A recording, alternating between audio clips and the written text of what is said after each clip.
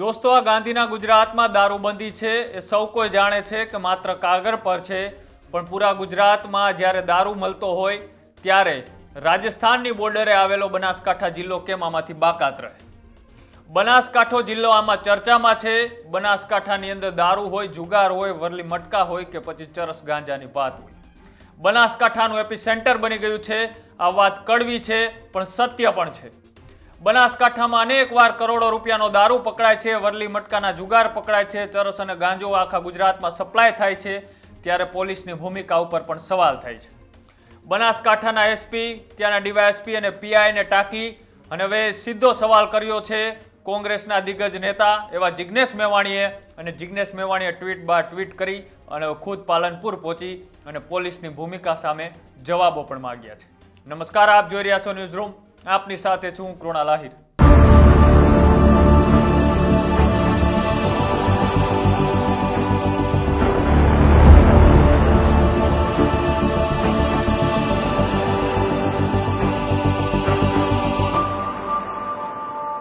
એક બાજુ આપણે વ્યસન મુક્તિની વાતો કરી છે, યુવાનોને વ્યસનોથી દૂર રાખવાની વાત કરી છે, પણ ગુજરાતની બોર્ડરે આવેલો બનાસકાંઠા જિલ્લો હોય, સાબરકાંઠા હોય કે પછી છોટા ઉદેપુર હોય, આ તમામ જગ્યાએથી ગુજરાતમાં કરોડો રૂપિયાનો દારૂ અને ચરસ ગાંજો છે એ બેફામ રીતે આવી રહ્યો છે। પોલીસ બોર્ડર ઉપર પેટ્રોલિંગ કરી રહી છે। પોલીસની રહેમ નજર હેઠળ જ આ ગુજરાતમાં દારૂ પહોંચી રહ્યો છે। ગુજરાતના ખૂણે ખૂણે દારૂ મળે છે, એ વાતને કોઈ પણ ના નકારી શકે।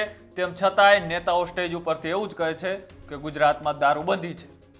ગુજરાતનું યુવાધન બરબાદ ના થાય તે માટે વ્યસન મુક્તિના કાર્યક્રમો કરવામાં આવે છે, અને બીજી બાજુ પોલીસ આવા કરોડો રૂપિયાના હપ્તા મળી રહે એ માટે સરહદી વિસ્તારમાં પોસ્ટિંગ લેતા હોય છે। આવા સવાલો હવે ઊભા થઈ રહ્યા છે, અને આ સવાલ હવે બનાસકાંઠામાંથી ફરી ચર્ચામાં એટલા માટે આવ્યો છે કે કોંગ્રેસના દિગ્ગજ નેતા અને લડાયક નેતા એવા જિગ્નેશ મેવાણીએ હવે બનાસકાંઠાના પાલનપુરમાં ડેરો ડાર્યો છે અને પોલીસ અને કલેક્ટરોની સામે સવાલો પણ કર્યા છે। થોડા સમય પહેલા 1 કરોડ જેટલા રૂપિયાનું સોનુની લૂંટ થઈ હતી, એ મામલે પણ પોલીસે આ સોનું ક્યાં ગાયબ કરી દીધું તેવા પણ અત્યારે આક્ષેપો થઈ રહ્યા છે। બીજી બાજુ એક મોટો ખુલાસો એ જિગ્નેશ મેવાણીએ મીડિયાની સામે જાહેરમાં કર્યો છે કે આના પોલીસને હપ્તામાં રસ છે, આની પોલીસને દારૂ અને જુગારના જે હપ્તાઓ મળે તેમાં રસ છે, અને સામે વિરોધી પાર્ટી એટલે કે કોંગ્રેસના ગેનીબેન ઠાકોર અને ગુલાબસિંહને હરાવવામાં પણ આ જ પોલીસ અધિકારીઓના હાથ હતા। આવા આખા અને તીખરા સવાલો કરતા જિગ્નેશ મેવાણીએ શું કહ્યું, આવો તે પણ સાંભળીએ।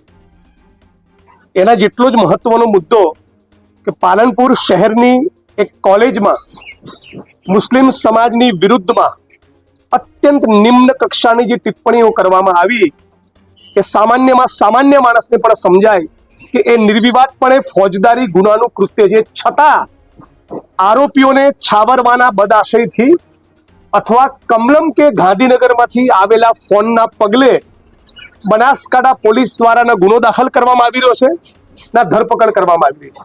કરીશું, કાર્યવાહી ચાલુ છે, તપાસ ચાલુ છે, આવો જવાબ 15 દિવસ સુધી મળે ચૂંટાયેલા જનપ્રતિનિધિઓને એ બિલકુલ યોગ્ય નથી। અને આ જ પોલીસ પાલનપુર શહેરમાં બેફામ દારૂના અડ્ડા, જુગારના અડ્ડા, એમડી ડ્રગ્સ પણ આપણા પાલનપુર શહેરમાં આવી ગયું। આવું પાલનપુર અમે જોઈ લેવાના, સાંખી લેવાના નથી।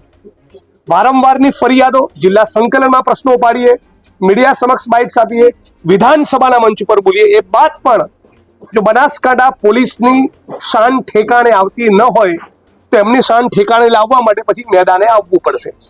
હું આખા ગુજરાતના એક એક જિલ્લે તાલુકે જેને પલાઠી વાળીને લડત કરતો હોઉં છું। એવો પ્રયોગ બનાસકાંઠા પોલીસ પ્રશાસન મારી જોડે અહીંયા ઈચ્છતી હોય તો એના માટે પણ તૈયાર છું, પણ હવે દારૂ, જુગાર અને ડ્રગ્સની મેટરમાં કોઈ કોમ્પ્રોમાઇઝ કરવાનો નથી। એટલે હું ઈચ્છું છું કે તાબડતોબ આની સામે એક્શન થાય। બનાસકાંઠાના પાલનપુર શહેરના એક પોલીસ ઇન્સ્પેક્ટર એક બુટલેગરની વૈભવી ગાડી ફેરવી રહ્યા છે, બીજા એક પોલીસ ઇન્સ્પેક્ટર પૂરી જવાબદારી સાથે કહું છું આઈજી સુધી મામલો ગયો છે, 1 કિલો સોનું ગાયબ કરી દીધું। 1 કિલો લૂંટનું સોનું એમને તપાસના ભાગરૂપે મળ્યું હતું, એમાં ગુનો દાખલ નહીં કર્યો, મેટર રેકોર્ડ ઉપર નહીં લાવ્યા અને એને ગાયબ કરી દીધું। એટલે એકચ્યુઅલી ફોજદારી ગુનાનું કૃત્ય એ પોલીસ ઇન્સ્પેક્ટરે પણ કર્યું છે, અને આ બાબતથી એસપી, આઈજી બધા વાકેફ છે। હું ઈચ્છું છું કે તાબડતોબ એની સામે એક્શન લેવામાં આવે, એમને સસ્પેન્ડ કરવામાં આવે અને આખા બનાસકાંઠામાં અને ગુજરાતમાં મેસેજ જવો જોઈએ કે ગુજરાતની બેન દીકરીઓ અને માતાઓ અસુરક્ષિત મહેસૂસ કરે. પાલનપુર શહેરની અંદર મંદિરોની આજુબાજુના 1 કિલોમીટર 2 કિલોમીટરના રેડિયસમાં પણ દારૂના અડ્ડા ચાલે છે. બનાસકાંઠાના કલેક્ટરના બંગલાના 2 કિલોમીટરની રેડિયસમાં પણ અડ્ડા ચાલે છે. તો બનાસકાંઠા પોલીસ પ્રશાસનની જવાબદારી બને છે કે નહીં આ બુટલેગરોને ફિટ કરવાની? એના બદલે એમને ગિફ્ટ કરેલી ગાડીઓમાં જો પોલીસ ઇન્સ્પેક્ટરો ફરતા હોય અને ડીવાયએસપી કોઈ એક્શન લેવા માંગતા ના હોય મિસ્ટર ગામિત, તો પોલીસે એની સામે કાર્યવાહી કરવી જોઈએ. એસપી આઈજીએ કાર્યવાહી કરવી જોઈએ. ગુજરાતના પોલીસ વડા ડીજી વિકાસ સહાયને પણ હું લખવાનો છું. આપ કલેક્ટરના બંગલે ધરણા કરવાના હતા, શું થયું? અમારે કરવાના કે ગઈકાલે રાત્રે પછી રેડો પાડીને બધા દારૂ અડ્ડા બંધ કરાયા એના મને મેસેજ મળ્યા છે પાક્કા. પણ એ 1 દિવસ પૂરતું ઓપરેશન રહી જાય અને 2 દિવસ પછી ચાલુ થાય એ હું ચલાવવાનો નથી. હું દર 5 દિવસે અઠવાડિયે ફોલોઅપ લેવાનો છું. કેમ એક જ ડીવાયએસપી ના નામ સાથે? ડીવાયએસપી અને પોલીસ ઇન્સ્પેક્ટર બંને સ્પેસિફિક મેં સૂચનાઓ આપી હતી અઠવાડિયે 10 દિવસ 15 દિવસ પહેલા. શું ફોન મારા વિધાનસભા વડગામની બાબત પણ મેં કહેલું છે. વિધાનસભાના મંચ ઉપર પણ રજૂઆત કરેલી છે અમિતભાઈ ચાવડાએ બનાસકાંઠા બાબતે. એક જ મિનિટ, ગુલાબસિંહભાઈ રાજપૂતે પણ રજૂઆત કરી છે. અને બનાસકાંઠા પોલીસને ગુલાબસિંહ રાજપૂત અને જ્ઞાનીબેન ઠાકોરને ચૂંટણીમાં હરાવવાની સોપારી લેવી હોય તો લે છે, પણ બુટલેગરો સામે કાર્યવાહી નથી કરતી. શું કારણ છે? બનાસકાંઠા કોમ્પ્રોમાઇઝ છે. બનાસકાંઠા પોલીસ કોમ્પ્રોમાઇઝ છે. કોઈ એક વ્યક્તિ અધિકારીનું નામ નહીં લઉં, બરાબર? બાકી આટલું બધું કઈ રીતે ચાલી શકે? આટલું ધુપ્પલ કેમ હોય? આપણો જિલ્લો કેમ આવો હોય? કેમ પાલનપુરમાં એમડી ડ્રગ્સ આવી ગયું? હું ધારાસભ્ય બન્યો 2017માં, ત્યારે તો આવું નહોતું. ત્યારે દારૂના અડ્ડા હતા, જુગારના અડ્ડા હતા, પણ એમડી ડ્રગ્સ નહોતું. તો બનાસકાંઠા પોલીસ પ્રશાસનની જવાબદારી બને છે આની સામે કડક હાથે કાર્યવાહી કરે. ગુલાબસિંહ રાજપૂતે આખા જિલ્લાના ની અંદર દારૂ ડ્રગ્સ વેચાય છે એની વાત કરી. આજે મેં પાલનપુર ને વડગામથી શરૂઆત કરી છે. આજે વડગામ પાલનપુરથી શરૂઆત કરી છે. આખા બનાસકાંઠા જિલ્લાના 14 તાલુકામાં મુદ્દો મેં ઉપાડીશું.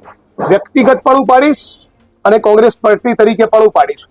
આ બનાસકાંઠા જિલ્લાના અમારા એક્ટિવિઝમનો એજન્ડા છે અને રહેશે.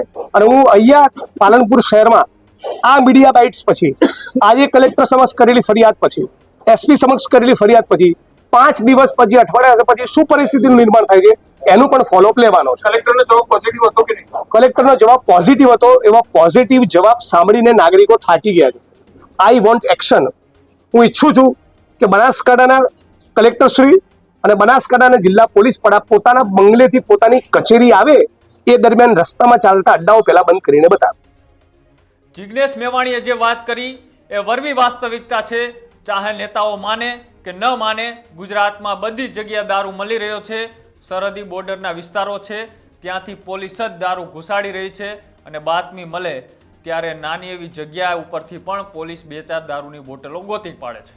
પણ આખા ખટારાઓ ગુજરાતમાં પહોંચી જાય છે, ઘરી જાય છે, કટિંગ થઈ જાય છે અને બુટલેગરો સુધી માલ પહોંચી જાય છે. એ કોની રહેમ નીચે નજર હેઠળ પહોંચે છે એ સૌ કોઈ જાણે છે.